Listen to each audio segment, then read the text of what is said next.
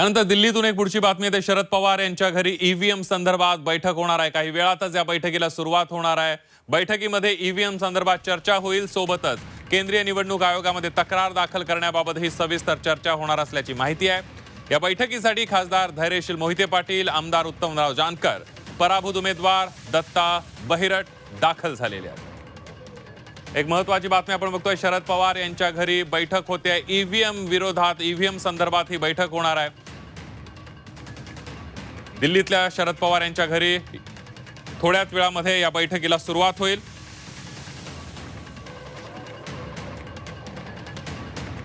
बैठकीमध्ये सोबतच केंद्रीय निवडणूक आयोगामध्ये तक्रार दाखल करण्याबाबतही सविस्तर चर्चा होणार असल्याची माहिती आहे। या बैठकीसाठी खासदार धैर्यशील मोहिते पाटील, आमदार उत्तमराव जानकर आणि पराभूत उमेदवार दत्ता बहिरट सुद्धा बैठकीसाठी उपस्थित आहेत।